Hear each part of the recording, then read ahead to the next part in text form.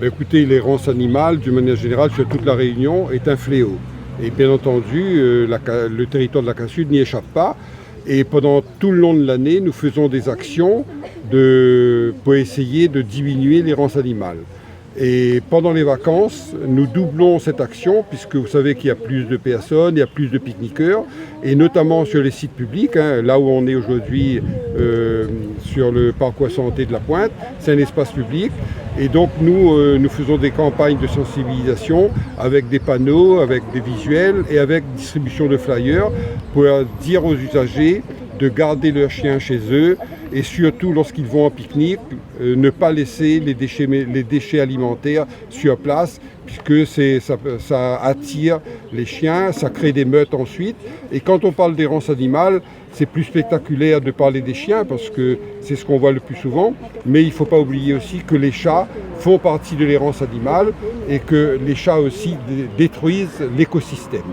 Et du coup, quand vous dites doubler, ça veut dire qu'avant c'était 2 fois par semaine, maintenant on en est à 4.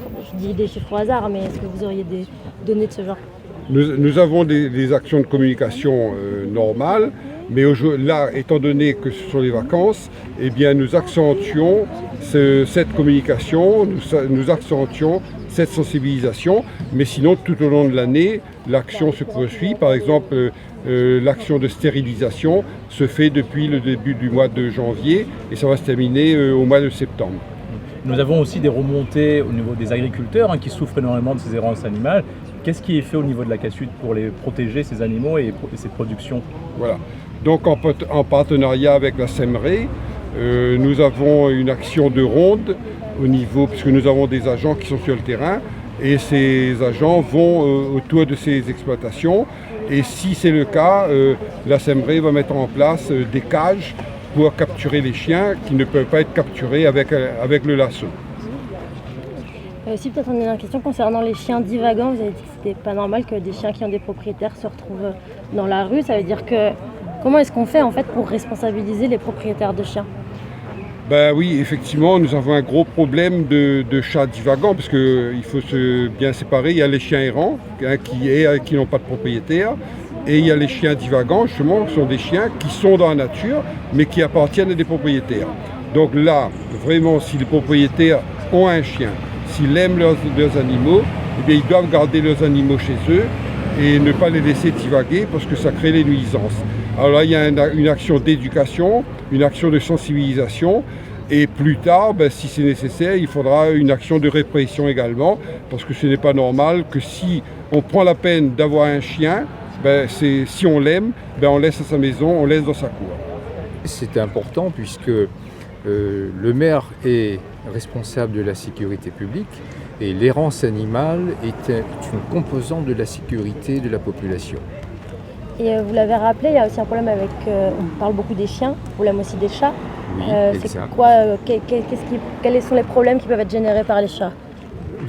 C'est ce que j'avais dit à l'instant, des problèmes d'abord de relations entre voisins, puisque le chat du voisin va chez les voisins d'à côté, il détruit, il fait pipi sur les vêtements qui sont en train de sécher. Les pouvoirs publics ne peuvent pas intervenir à ce niveau. Là, ce sont des questions de relations privées. Donc, vous voyez qu'on démarre de petits problèmes comme cela, et puis vous avez un problème qui, lui, nous concerne en tant que pouvoir public.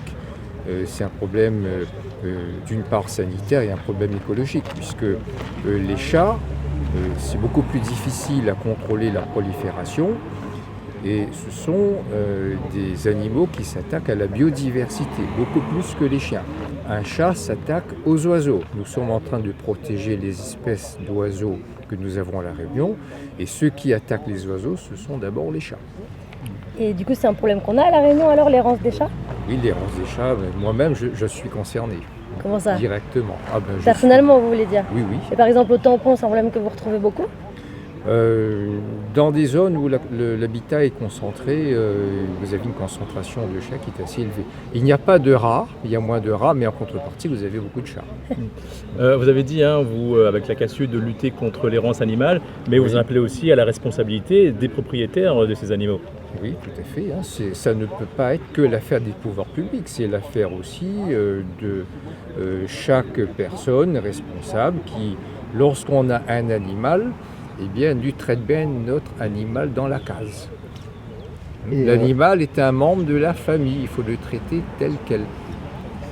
Et vous évoquiez justement les pouvoirs publics, donc vous évoquiez justement les limites que la municipalité ou l'intercommunalité puisse avoir. Vous pouvez nous dire quels sont justement les plans d'action que vous pouvez mettre en place et ceux justement qui dépendent de l'État et qui ne peuvent pas, que vous ne pouvez pas appliquer?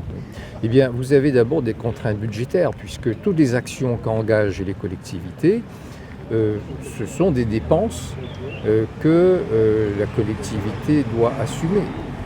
Et très souvent, on parlait tout à l'heure de sanctions, beaucoup de sanctions financières notamment restent sans suite, puisque vous avez des personnes qui soit ne sont pas identifiables parce que l'animal n'a pas une puce d'identification, bien soit ce sont des personnes qui refusent de payer. Donc les collectivités doivent néanmoins continuer à assurer, quand je parle des chiens, d'une part, c'est la mise en place d'une fourrière. La fourrière, nous avons investi 2 500 000 € sur une fourrière. Donc ce ne sont pas des infrastructures qui sont sujettes à des questions de rentabilité. C'est un service que nous devons supporter, mais vous n'avez pas en retour la contrepartie financière qui permet d'avoir un résultat équilibré. Donc ce sont des coûts que finalement c'est toute la population qui supporte. Et du coup, est-ce qu'il y a des projets qui vont être mis en place à l'avenir ou pour l'instant? Alors pour les chiens, comme vous voyez, on va inaugurer très bientôt la nouvelle fourrière, qui est une très belle fourrière. Sur la partie sud, vous ne verrez pas d'outils comme celui-là, où vraiment on s'est occupé du bien-être animal. Malheureusement, ce bien-être animal, des fois, même souvent, c'est une fin qui est tragique pour l'animal.